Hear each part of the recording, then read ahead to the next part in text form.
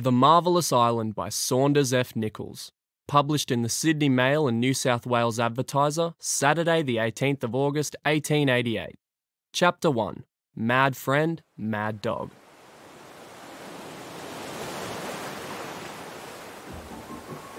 A little sun-dried, heat-blistered boat without mast or sail, on a glassy sea, under a vertical sun. The heated air is throbbing as though it boiled in the fierce noon blaze. In the boat, two lads, neither of them more than 16 years of age, hollow-eyed and thin of frame, whose parched mouths and dried, cracked lips told of unslaked thirst. A gun, a few dozen cartridges, an axe, a couple of sailors' sheath knives, a few yards of light rope, and crouched in the bow, a large Newfoundland dog. We, Hal and I, had lain for, nay, I not know how long. It might be 3 hours, it might be 6. With eyes closed and motionless. This was the third day since we had drained the last drop of water. And for more than a week previously, we had lived upon half a pint a day. Lived, do I say? Fought off death and madness with that driblet. Let those who would know what such life means try it, with a bare half pint of warm water, in the region of latitude 4 north and longitude 136 east. Startled, I was compelled to open my eyes at the sound of that terrible voice. It was not George's, though it came from him. It was the dry, husky shriek of madness, but the madness of excited joy. He stood erect, with one foot on the seat of the boat and the other on the gunwale. His hat off, one rigid arm with extended finger pointing down at me, the other as rigidly extended and pointing down to the sea with maniacal delight. "George, ha-ha!" Again the fearfully hollow, cracked voice that appeared to come, that did come from him, and yet seemed not to be of him. "Water in billions, George, billions of gallons!" And flinging his arms above his head, as a diver does, he bent to spring into the sea, into the jaws of a demon shark. The huge, silent ghost that had never left us for days past, as though assured of our failing to his lot at last. But as he thus poised himself for the dive, I was upon him, and, grasping him round the waist, dragged him down, struggling and fighting into the boat. How he fought! I was naturally stronger than Hal, and he was more weakened by the want of food and water than I. Yet for a time, he mastered me. The doing so I knew meant death to him, for the instant I relaxed my grip, he would be overboard and food for the murderous fish. While the mad fever fit lasted, I did all I could do to maintain my hold of him. At last he got me by the throat, and as he all but strangled me, I had nearly let go my hold. Must have done so, but that at the instant Bruce, the old dog, barked hoarsely, uttered a long, plaintive howl, and then sprang towards us, growling. This took off Hal's attention for a second, giving me time enough to pinion his arms and fall with him, he under me, to the bottom of the boat. There the frenzy left him, but not the delusion, for he begged me piteously to let him have one drink, only one drink. George, of all those billions of gallons! Taking my jacket, I put it under his head, and passing one end of the light line that was in the boat around his waist, I tied the other to the seat, fearing another attempt to jump overboard. I had no need to fear though, for he was too weak now to get on his feet. Rain, rain, how I prayed for rain. It was rain or death, unless indeed some ship hove in sight. My friend, my mate, my dear old chum, lay dying at my feet. He could hardly live through another day of heat and thirst, and by tomorrow night he would be gone. Oh, The folly of that chase after the wounded turtle that brought us to this pass. When the two boats were lowered in the long calm for bird shooting, and Hal and I, wounding the turtle, rowed to secure it, and the storm swept up from the south as though it sighted the ship for its prey. Then, in the blinding sea drift, the huge waves and phenomenal darkness, we had all we could do to keep our boat from swamping, while what became of the bark we knew not.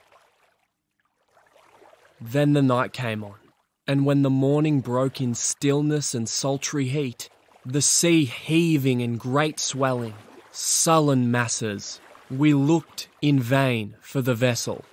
That was now 12 days ago.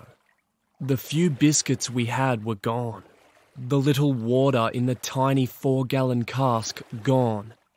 For 4 days we had not tasted food. For 3 days not tasted water. And the heat. I used to say I loved the glorious heat of the generous sun. But then I was strong and vigorous.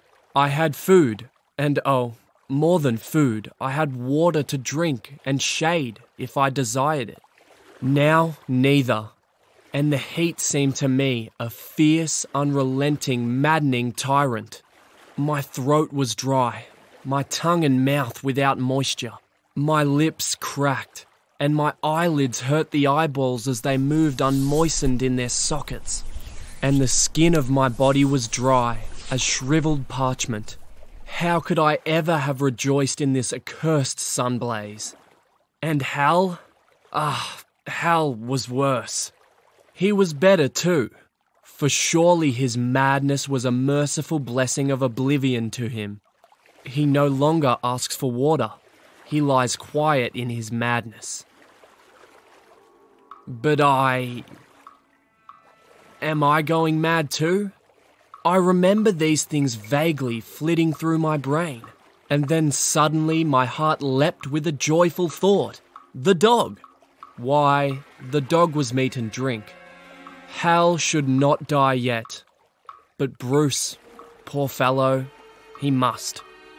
I turned to look at the grandioid fellow, reaching out my hand towards the double-barrel gun at the same time. But as I did this, catching sight of the dog, my arm remained outstretched, and I sat immovable, with eyes looking into those of the dog.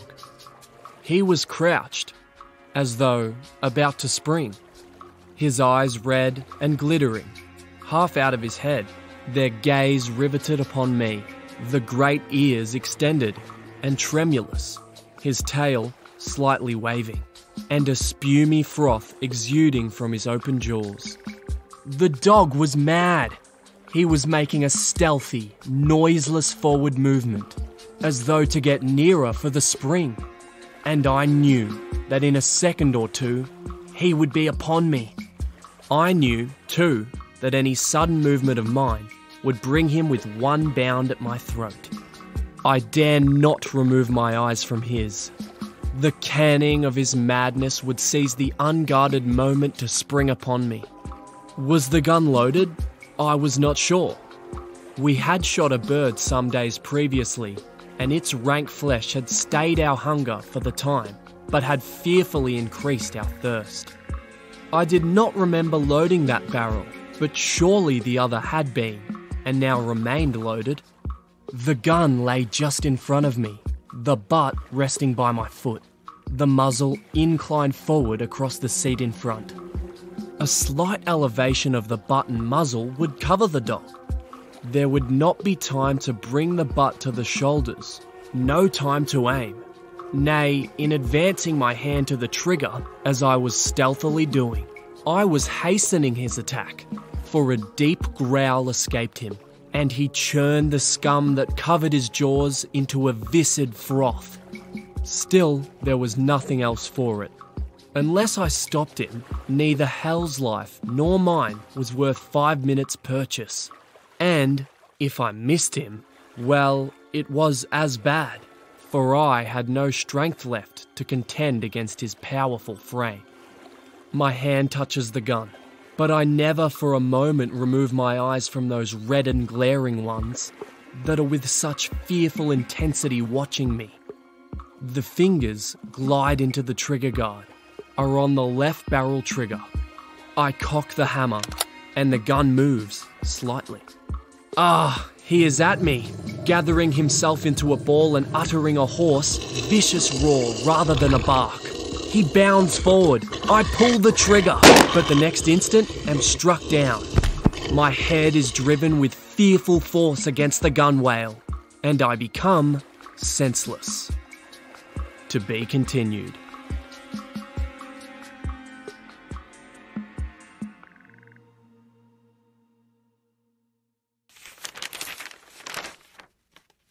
The Theft of a Day by Vera Dwyer, published in the Australian Town and Country Journal, Princess Spinaway's Department, Wednesday, 28th of February, 1906.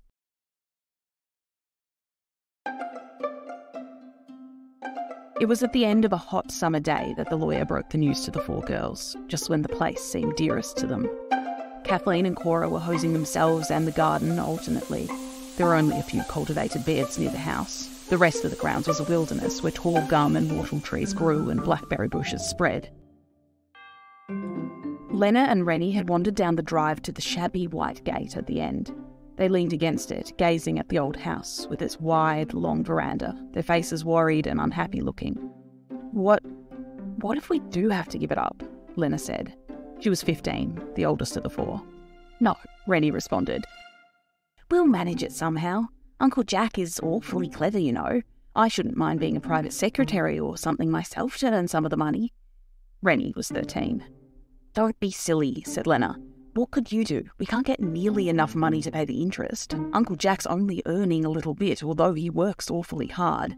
Rennie was silent because she could think of nothing hopeful to say, and she hated talking in this despairing fashion. Mr. Leston is coming along the road, Lena said, after a long pause. I wonder what he has to tell us, she spoke with anxiety. Perhaps Uncle Jack's found a gold mine, Rennie said, but it was only her words that were sanguine. Mr. Leston was the attorney in whose hands was the charge of their dead father's estate. He was an abrupt old man, and almost as soon as he entered, he plunged into the subject of interest.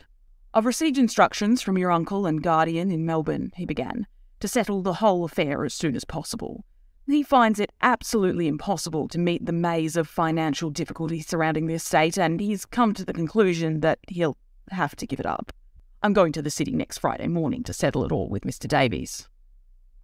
The shock was great, even though they'd all known before that the thing was almost inevitable. Kathleen and Cora joined them just in time to hear the woeful news. If only you'd wait another 3 months, wept Lena. Or even 1 month, moaned Rennie. Or a week longer, Kathleen sobbed. But next Friday? So soon. Cora's voice died away in accents of despair. But we can't delay, he told them gently. You see, Mr. Davies refuses to wait any longer. The beast, Cora flashed. Mean, selfish wretch, said Kathleen. I hope he dies in the gutter, Renee said passionately. But Lena was too miserable to speak at all, even in this strain. It had not been the intention of either Kathleen or Cora to rise in active opposition against the cruel decree of fate, but on the eve of the day when the estate was to pass into the hands of Mr. Davies, Cora dreamt that she saw Uncle Jack with his hands full of sovereigns. And Kathleen and Cora believed in dreams. They discussed it in the old workshop away on the other side of the orchard. This was a great shed built of high wooden supports. Tall gum trees grew thickly around the place, and no one ever came here, except Kathleen and Cora, who used it as their playroom.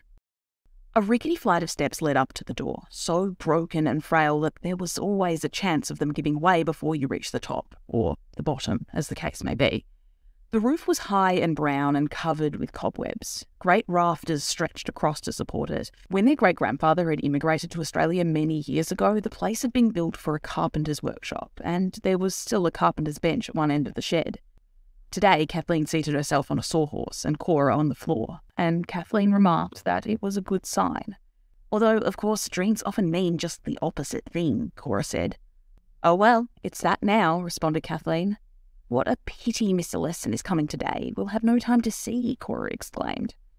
They talked for an hour longer, and the tone of their conversation grew more and more excited. They were forming a plot, the success of which rested primarily on Mr. Leston calling in that morning before he went to town as he promised to do. It was 9 o'clock now. They might expect Leston at 9:30. The short space which lay between the present and the time of the lawyer's visit, the children employed in bringing in mysterious parcels from the house to the workshop. "You must bring him in here and talk to him and run out as soon as they've fallen," said Kathleen. "But what if he runs out too?" Cora said dubiously. "But he can only walk. You must fly and get down there before he comes to the door." "I'd rather you talk to him while I manage the other," said Cora. But she yielded at last to Kathleen's arrangement, and then together they crossed the orchard to the house. Mr. Leston was in the dining room talking to Lena and Mrs. Osborne, the housekeeper. He was, from the bottom of his heart, sorry for these 4 girls and their young guardian uncle. So when Kathleen and Cora came in and begged him to walk across the orchard and inspect their doll's house, he agreed with alacrity, delighted to please them in any way. "I have just 25 minutes," he said, "so we must be quick." The remark was altogether unnecessary, for the two were so excited and eager that they hurried the old man across the orchard at a pace far too quick for him, and he had to remonstrate with them repeatedly. They escorted him up the old broken steps, which shook and creaked under his weight in quite an alarming fashion, but it was only Cora who went inside with him. Kathleen said she wanted to saw off a little jagged part of the landing where she had torn her hand on the previous day and where she didn't want Mr. Leston to tear his hand today, and that Cora could show him the dolls' houses. So Cora and the old man went inside the shed and Cora shut the door. She talked fast, her hands trembled, and when the sound of sawing was heard outside, the pink in her cheeks became more brilliant. "What the dickens are all those for?" the lawyer asked, standing in front of the big bench at the end of the shed. "Lemonade, cakes and whatnot? What are you going to do with them all?" Cora scraped her throat and replied that they were to eat, then led him to the dolls' houses. A few minutes later, Mr. Leston was sitting on the sawhorse, the only seat in the shed, and his hands were piled high with dolls and their furniture, which she had desired him to hold as she made a clearance for her doll's house. Even although she was expecting it every moment, a sudden crash just outside made her start. Her face was white to the lips now.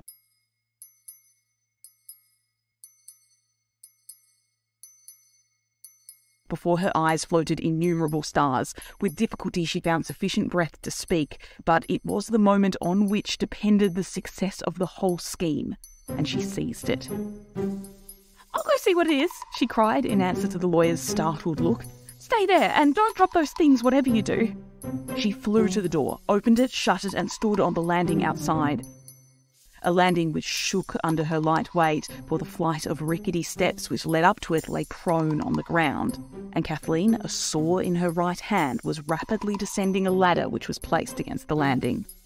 Kathleen shot a quick, scared glance behind. "Quick," she said in a tense whisper, and Cora followed close on her heels. Then they seized the ladder and dragged it away. And the lawyer was a prisoner in the old workshop. They heard him open the door and call them, but they did not turn their heads and ran on until they were far away on the other side of the orchard. "It was so easy. It was done in a few minutes," Kathleen said in a queer, laughing voice as they ran. "Oh," Cora gasped, "isn't it dreadful?" There was no chance of escape for the lawyer. No one besides the girls ever went near the place now. The distance from the landing to the ground was too great to jump, and there was nothing in the shed he could make serve as a ladder.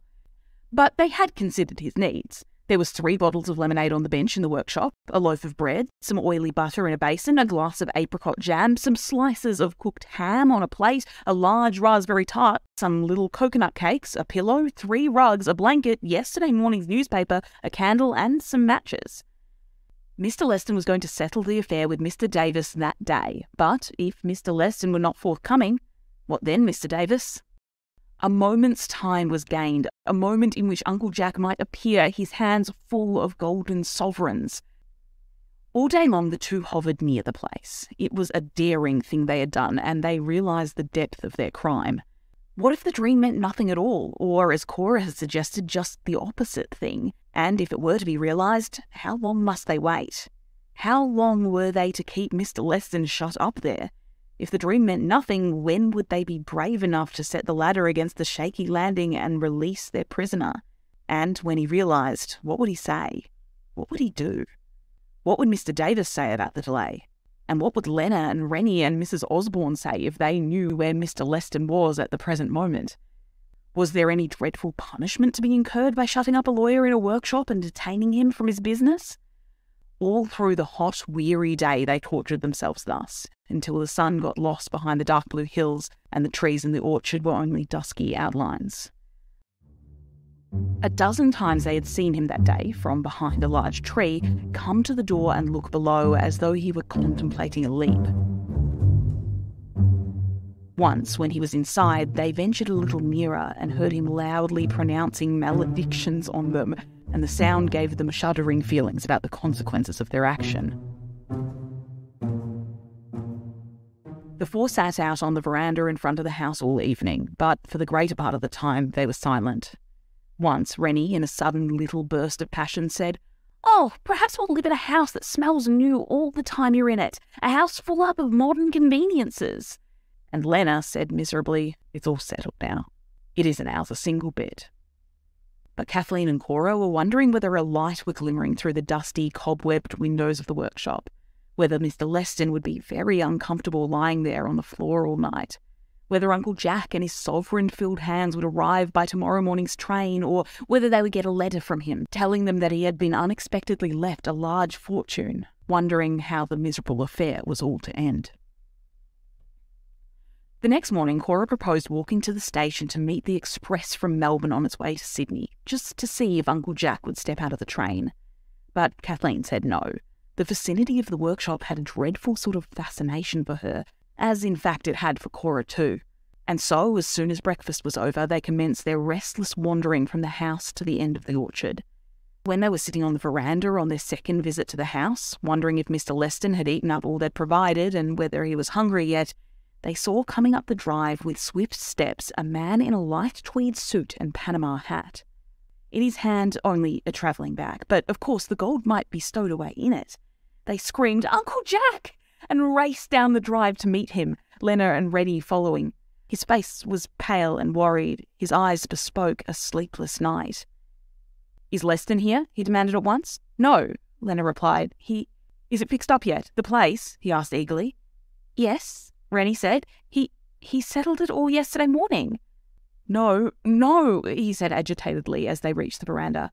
"I wired to him last night telling him to wait till I came." "Oh, it would be too late. Uncle Jack, have you—" He flung himself into a chair on the veranda and explained hurriedly. "I thought there was nothing to be done and we'd have to give up the place, but last night I got an offer to be a manager of a big station in Queensland. Splendid salary. I could have managed to keep it on." He laughed bitterly and proceeded, "I wired straight off to tell Leston to wait and caught the night express. Has he been here today?" "No, he was going to stay with someone in the city last night. He won't be home till this evening." Uncle Jack stood up. "I suppose I'd better run into town to see him," he said, but nothing could be done now. Kathleen and Cora were hanging to his arm, commencing an incoherent explanation, interrupting each other every moment and stammering in their sheer hurry to get on. We, said Cora. Shut him up in there, said Kathleen. In the workshop, Cora added. Come on, said Kathleen. Let him out, cried Cora. We sawed off Kathleen commenced. The steps, Cora finished. But Uncle Jack stopped them by shaking them and demanding in a loud voice, "What?" He understood at last what they had done, that it had saved the estate from passing into the hands of others, and they all set off across the orchard to liberate the unfortunate old gentleman. "Oh, I do wish we had a suit of armour for you to put on," Cora exclaimed as they hurried along. "I'm afraid he'll be awfully wild," said Kathleen. "Couldn't you take the axe and say, 'Touch me at your peril'?" Cora asked. But Uncle Jack refused all weapons, offensive or defensive. He placed the ladder against the wall and reached the landing just as Mr. Leston came to the door. "Oh," he shouted, and his face assumed a purple tinge. "You cold-blooded young ruffians, you!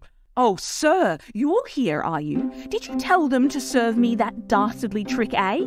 It's a wonder you have the face to come here and own the little wretches as your relatives, you—" He stopped, evidently struck with the poverty of emphatic expressions in the English language. Uncle Jack took his arm and led him inside.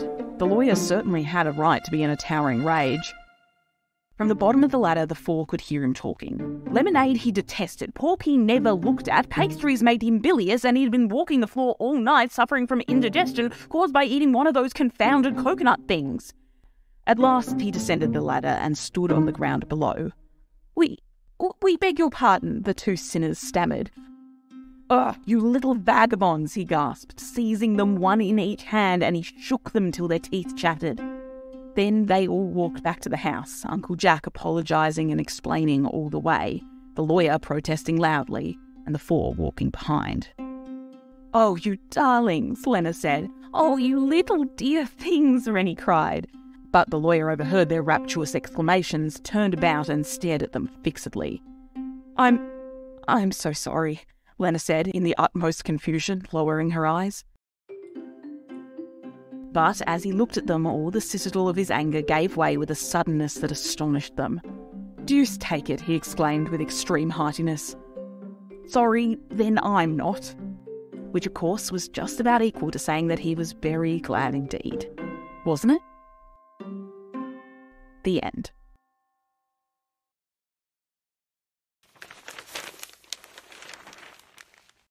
The Convalescence of Taffy Farndon by Ethel Turner. First published in the Australian Town and Country, June 16, 1900.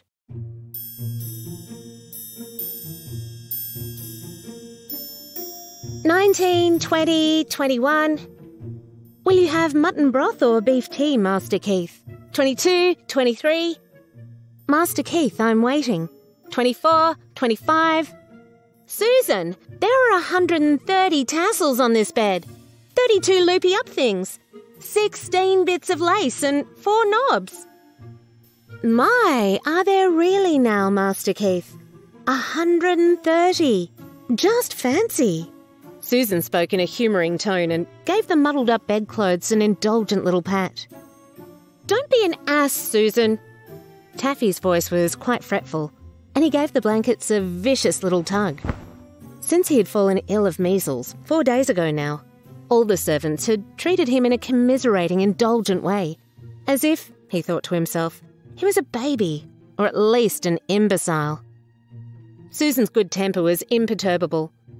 And 16 lace things. My Master Keith, but it's a fine, pretty bed. "If you talk like that, Susan, I'll throw the pillow at you." He wriggled down after a straying pillow and looked as if he meant it. "Law now, Master Keith, what's the use of talking so? You'll catch cold, and then what'll your mother say?" "Oh, go and hang yourself," cried Taffy impatiently. Susan took no notice of his irreverence and only asked again if he would have mutton broth or beef tea. "I want some beefsteak," said Taffy decisively. "A lot, too. I can smell it cooking downstairs. And I want some porter. I know Johnson's having some. And some cheese, Susan. And 2 jam tarts." "Law, Master Keith, and the doctor said as how you were to be kept low, and after cook making you that nice beef tea and broth and arrowroot, and me mixing you jugs of lemon and toast water." Susan looked appalled at his ingratitude. Taffy groaned. "Kept low? Good heavens, Susan! I'm as low as that policeman of yours who kisses you round the corner. And a deal lower." "You'll get nothing but broth, you ungrateful, impertinent boy." And Susan flounced out of the room, while Taffy chuckled a minute, and then groaned again at the thought of the sago, broth, arrowroot, the low messes his very soul abhorred. The fever had abated, and the boy was in the servant's care today, his aunt having been called away. He felt much better, but was very cross and ravenously hungry. The doctors had seen him that morning and left him for the day under Susan's care, with instructions to lie still and take care of himself. Susan looked in upon him now and again, and at her every visit, he waxed more and more impatient.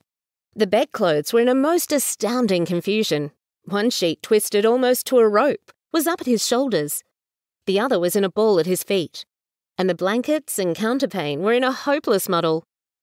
She and the cook both offered more than once to straighten them, but he refused with contempt. He hated a lot of silly women fussing about him. Susan was offended now, and Taffy sighed. He knew she would not come near him again till lunchtime, 2 hours off, and it had been some occupation and excitement to worry her.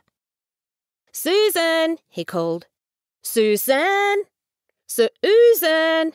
Susan!" He shouted the name in every key, with many variations, but no reply came from the lower regions, and he soon wearied. Then he played springers, an edifying bed game, by which the body is raised for a moment, and then brought down heavily on the mattress, the art being in the number of springs resulting from one drop. It is best played with two in bed, as there is not much fun in it without competition. So Taffy gave that up and shrieked, "Susan! Cook! Johnson!" at the top of his lusty young lungs. They flew upstairs in terror. "He took worse," thought Susan. "He's set himself on fire," said Cook. "Whatever's the matter, Master Keith?" panted Susan. "Promise you won't tell," said Taffy. "Well, it'll be April Fool's Day in 9 months again." This was too much for their equanimity. Susan declared no one should come up to him again, not if he screamed till he was black in the face, and then she turned on her heel and went down the stairs, slowly followed by her fellow servant and a delighted, aggravating laugh from Taffy. "All right," said the young gentleman to himself. "She was told to look after me. It'll be her fault if I'm worse." And then he deliberately got out of bed and shut and locked his door. He felt a little giddy and generally unsteady on his legs, but it was decidedly enjoyable. He pattered across the room to the window and peeped out. His bedroom was in a side wing and looked directly into the street, although the other 3 sides of the house were surrounded by gardens. 2 girls passed with their tennis rackets, and Taffy tapped on the glass and then hid. A smart carriage bowled down the road. A springless buggy jolted away out of sight. Presently, a small Italian boy with an organ and monkey came round the corner and slowly ground out Il Trovatore. Taffy raised the window sash cautiously. "Hi there," he called softly. The boy looked up, saw Taffy, and held out his hat for a copper. Taffy shook his head. "No likey the music," he said. "How much you got today?" "Tuppence," said the lad laconically. "I'll give you 2pence more if you turn your eyes around," called Taffy softly. "Come up closer. Can you do it?" Could he? Don't all these little Italian waifs consider this part of their stock in trade? Have you never stood at a Sydney street corner and been accosted by one of these urchins, fiddle in hand? "Give us a penny," they say in excellent English. You comply, perhaps. Then, as a reward, they sidle up to you, turn their eyelids completely over, and roll their eyes round and round in a bewildering, terrifying fashion, till you promptly give them 6pence to stop it. Not so Taffy. He leant out of the window, watching the lad's contortions in breathless silence, as if fascinated. Presently the boy stopped and held out his hat. "Do the eyelid part again and I'll give you 3pence, said Taffy. And as the mysterious rollings went on, he gazed with absorbed interest. Again the hat was extended, and our hero dropped in his coppers from his height. The boy showed his white teeth, turned to his organ, and murdered Lucretia Borgia with great gusto, while the monkey capered about grotesquely. Taffy was enchanted. "Nice monkey," he said. The lad nodded and adjusted its scarlet cap lovingly. "Very nice monkey," repeated Taffy, and he watched its antics with longing eyes. "Me like monkey muchy," he added. "What for you sally him? I buy ye him. 2pence, how many?" The lad smiled a little contemptuously at Taffy's Italian. He had been born in Sydney.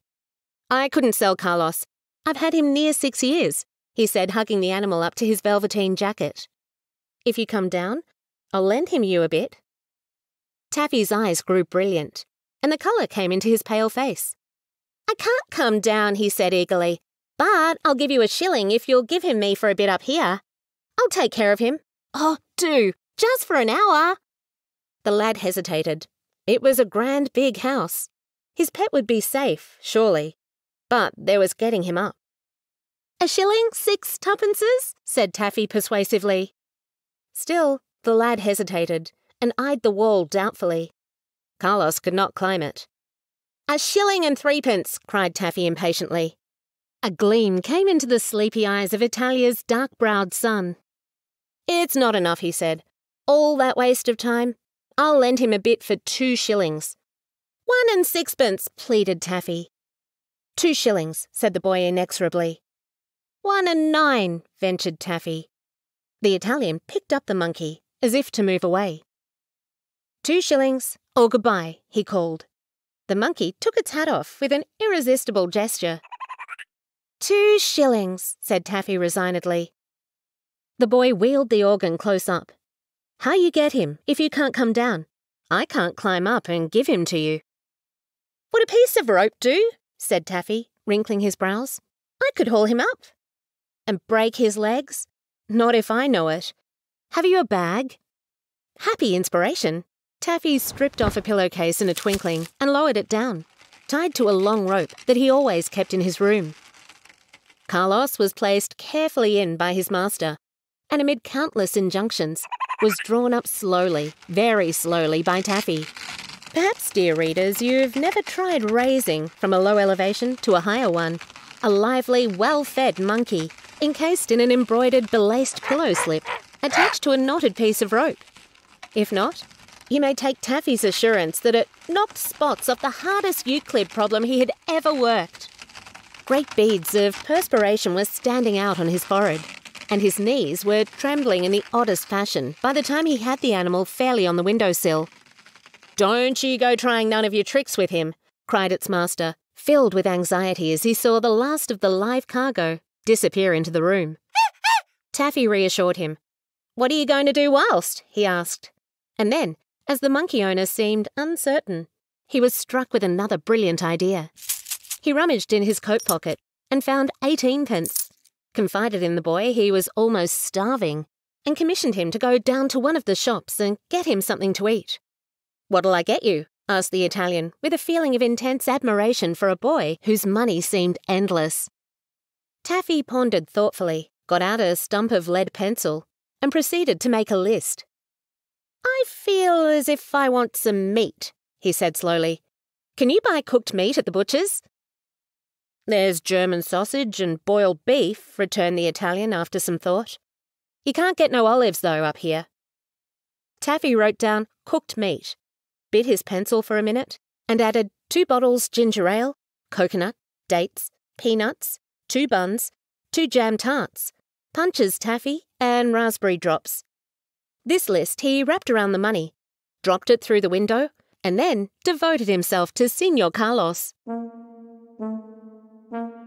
Now, Carlos was a good-tempered monkey, and a well-conducted monkey, and an obedient monkey to his master. But the experiences of the last 10 minutes were not calculated to impress him very much in his hirer's favour. The moment he was released from the bag, he clawed a handful of Taffy's curly hair, and, with an inimitable sound, half chuckle, half cry, sprang agilely on the dressing table. Taffy gave chase. Round and round the room they went, across chairs, over the bed, clatter amongst the washstand's paraphernalia. Luckily, or unluckily rather, the servants were engaged in their midday meal in their hall, and heard nothing of the uproar. And presently the monkey gave a leap onto the bed, scrambled up by the mosquito curtains, and took up a strong position on the canopy of the bed. Then it looked down scornfully, screwed up its eyes, bulged out its cheeks, and protruded its tongue till Taffy almost choked with laughter. A low whistle outside recalled him to the window. The Italian was standing below, laden with parcels. It is incredible how far 18pence will go in a boy's hands. Down went the pillow slip again, and soon up it was hauled, with its freight of dainties. How Taffy's eyes brightened as he set out the questionable-looking delicacies, and fell to with an appetite sharpened by 3 days' dieting. That fatty-looking lump of German sausage, how delicious it was after a course of insipid mutton broth. Even though the ginger ale was of doubtful clearness, the tarts of last week's baking, the dates of squashy appearance, they were like ambrosia to the hungry, toast and lemon water wearied boy. Carlos had watched the feast at first in a supercilious manner from his height. Then, as Taffy took no notice, he scrambled down and squatted on the foot of the bed and gazed at the proceedings with interest. Finally, as the rapid demolition continued, a look of preternatural anxiety settled on his face, and he approached Taffy, sprang on the windowsill, executed a marvellous pas seul, and held out his cap.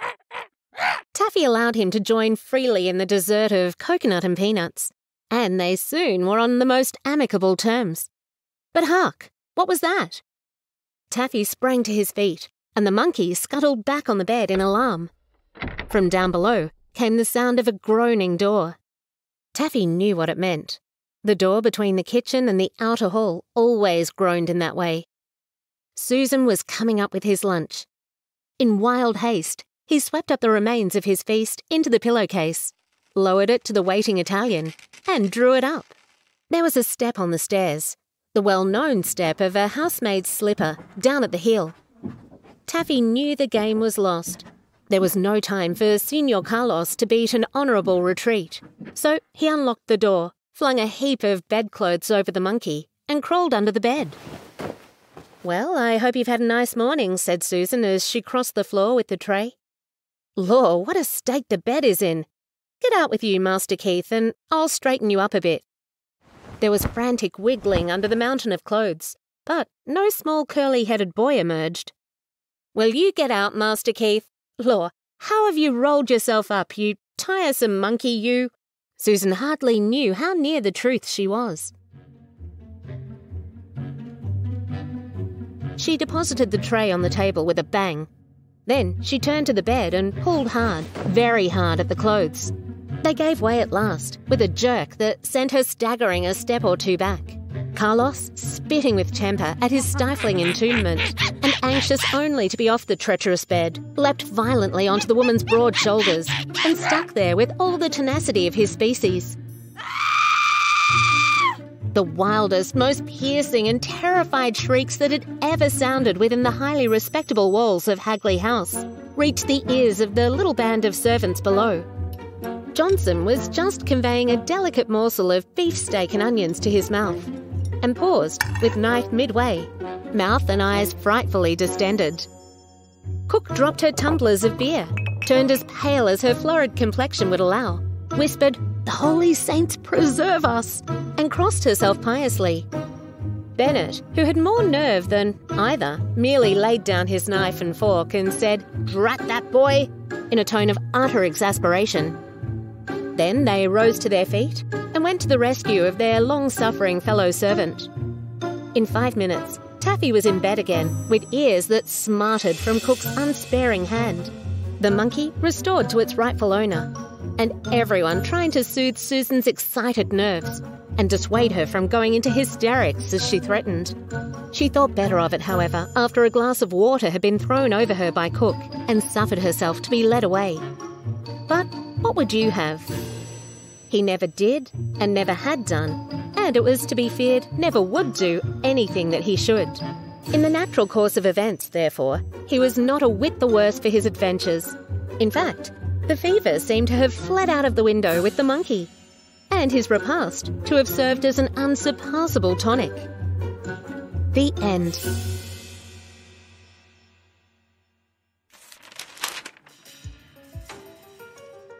You've been listening to the To Be Continued podcast from the Australian National University. If you've enjoyed the podcast, please tell someone about it. We'd love as many people as possible to hear these amazing stories.